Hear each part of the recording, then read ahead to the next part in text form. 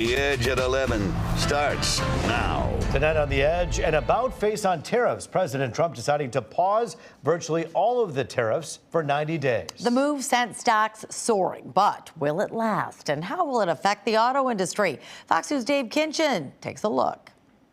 This was something certainly we've been talking about for a period of time, and we decided to pull the trigger. President Donald Trump announcing a 90-day pause on widespread tariffs for most countries, a major turn following several days of tumbling stocks and global trade worries. I didn't know it would have that kind of an impact, but it's, I think we have the biggest increase in the history of the stock market. That's pretty good. That pause, however, does not include China. The Trump administration now slapping a 125% levy on China after it retaliated with an 84% tax hike on the U.S. Experts say the ongoing tit for tat could be an even bigger problem for the auto industry, still facing active 25% tariffs on imported cars and parts, especially from China. We have a tariff bomb that has dropped and blown up the auto industry, and that has not changed. Jan Griffiths is a former executive at an auto parts supplier who says the longer the auto tariffs stay in place, the worse it will be for Michigan workers. We will see more layoffs. Companies will have no choice. If the car prices increase, then buyers are not going to buy the cars. We'll have to scale back production. If you scale back production, you have to lay people off. Meantime.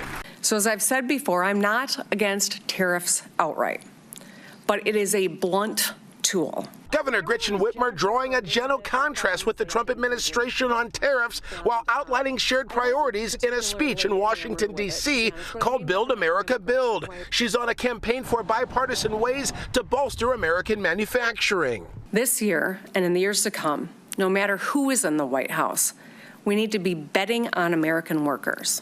We need to bring chip manufacturers back home. Well, a bit later, the governor went to the White House along with State House Speaker, the Republican Speaker, Matt Hall, to talk, among other things, fish preservation in the Great Lakes. The president did say that Governor Whitmer is doing a good job. This is a long journey from his criticism a few years ago of Governor Whitmer, calling her that woman from Michigan during the height of the COVID pandemic response. In downtown Detroit, Dave Kinchin on The Edge. A murder-suicide in the middle of the day leaves a Dearborn Heights neighborhood rattled. A man shoots his girlfriend before turning the gun on himself. Fox 2's Jessica Dupnack with the newest details on the case. It all ended for this couple, who are both 60 years old, inside of a car in a garage at this home in Dearborn Heights. It appeared they were arguing about the status of their relationship before shots were fired. It's one part you never really get used to. It's never easy telling family their loved ones are gone. At the foot of the crime tape Wednesday afternoon, a brother learns his sister was murdered in a murder-suicide. We believe the male killed the female and then took his own life.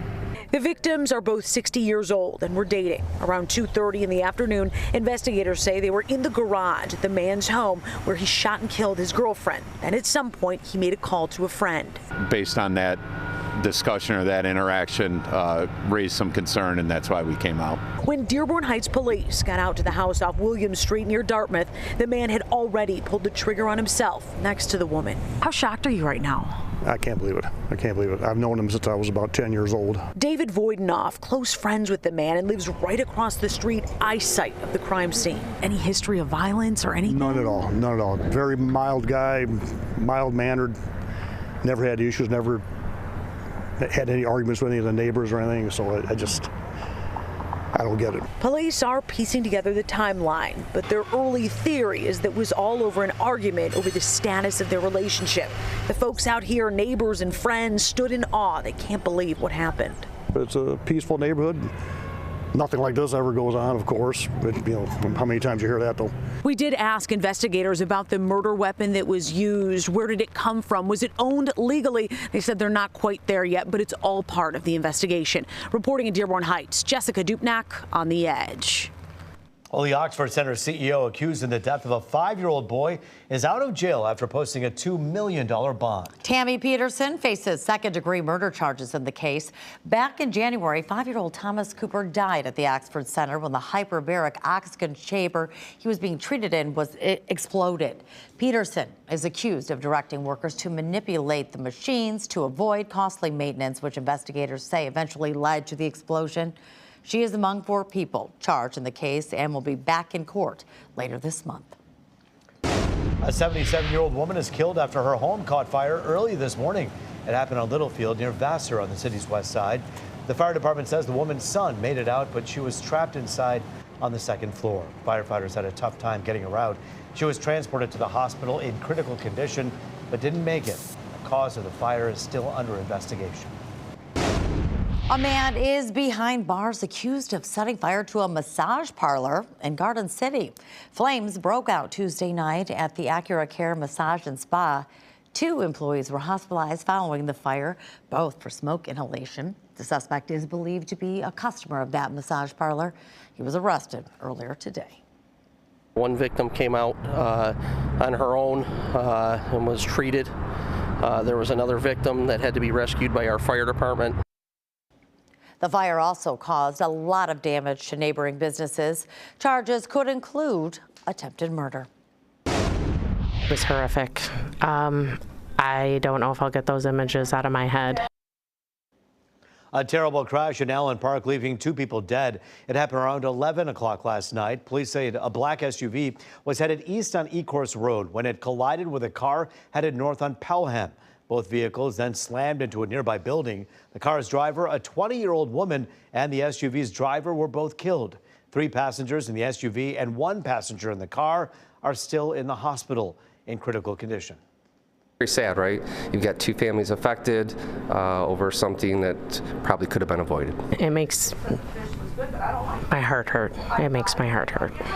I feel horrible for nothing but prayers and love for the victims and their families. Police have not released the names of those involved in the crash. Well, turning to the weather now, another chilly day tomorrow, and some of us could actually see snow. Oh boy, but hopefully not too much. Weather Authority Stephanie Mead shows us what we can expect. For sure. Gosh. Yeah, no, this is not us. Your reaction, Taryn. Yeah, I think a lot of us would have that. This is actually out near Battle Creek, a little more wintry, I think a little further west of us. Now, this is from past systems too, so not necessarily the most great visual. We don't really want to see this heading into April, but we have those snow showers that kind of banding from parts of western Michigan into now southeast Michigan for right now. Now we're getting a good mixed bag, some colder rain falling downtown in the metro area right now.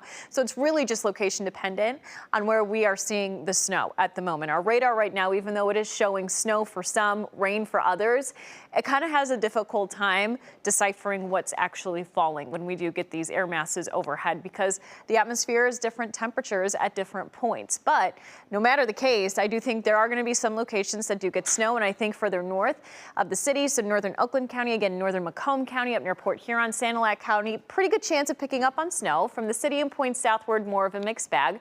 We'll continue to see that through about 5:30 tomorrow afternoon. Then that should completely clear out by tomorrow night. So by this time tomorrow, I think we're in the clear of this system. Otherwise, these totals are looking a little too aggressive, I think. I think a lot of us will be at about that ½ an inch at most, and it's going to be on grassy surfaces, on top of mailboxes, your car, not necessarily out on the roadways creating issues or sidewalks. Most of us are in the mid-30s right now, and I think we're going to settle into the mid-30s even through the overnight. And we're going to be pretty close to that 34, 35 degree mark. That's going to hold true through the overnight and into early tomorrow morning. We're at 44 tomorrow for our forecasted high, and as we look towards the next couple of days, I would anticipate seeing our temperatures gradually trending in the right direction. So we'll be in the upper 40s by Friday, still staying kind of chilly. Then by Saturday, we'll be at 53 degrees, feeling a little bit better with temps approaching our seasonal high, which is at around 56 degrees. So we're still a little bit below that during the day on Saturday, but we should blow past that on Sunday. Otherwise, after this next system, or the system we're experiencing right now, we should see a nice dry stretch. So Friday, Saturday into Sunday, we do see really nice weather. Next chance for rain arrives during the day on Monday. and it's going to linger possibly through about Tuesday or Wednesday. So something to keep an eye out for. But this weekend looks absolutely fantastic. So hopefully you're able to get out and enjoy it. Lots of sunshine Saturday and Sunday. High temps will be in the 50s and 60s, mid 60s, if not upper 60s by Monday. Next chance for showers arrives, and that's going to linger through about midweek. Ruben Taryn. All right, good stuff. Thank you. And with that weekend inspiration of that nice weather, we could say baseball is back. So far this year, the storyline is all about those new bats they're swinging. Yeah, the so-called torpedo bats have become a hot commodity, and they're made right here in Michigan. Fox 2's Lauren Edwards with the story.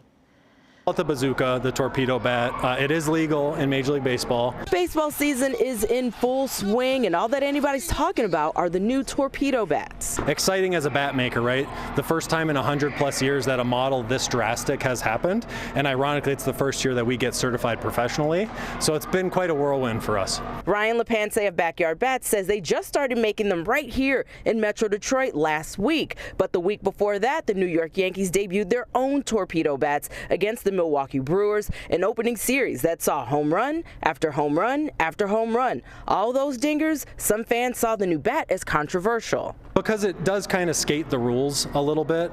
There's very gray area with the lines of the bat, but Major League Baseball last week told us that it's fair game for any of the bat manufacturers and they can start using them. LePance says what makes the torpedo different from the regular everyday MLB bat is the barrel. It's shaped differently. It's basically taking the density of the weight from the end of the bat and shifting it more towards the label. Does that mean more home runs if you hit right? I wouldn't necessarily say that, but you know, in any player's hand, there's the opportunity, right? So stepping to the plate and having the confidence is what they really need, and if this gives it to them, this is the new hot model. He says so far, Yankee DJ LeMahieu, who's coming off the injured list, will be swinging the backyard bat soon. He hopes more players will use them in the future, especially at Comerica Park, a product that's Michigan-born and bred. I grew up in Canada. I've been in Michigan for 17 years now, so I'm very proud that this is made in Michigan and that we're growing this brand here. Now, he wouldn't say who else in Major League Baseball is swinging his bats. He was very tight-lipped about that, but he also says that his bats are made not only here in Metro Detroit, but also in Windsor, Canada, and he's also selling them custom-made. So if you want to know more about that, you could head to fox2detroit.com. A link and information is posted. Reporting here in Detroit, Lauren Edwards on The Edge.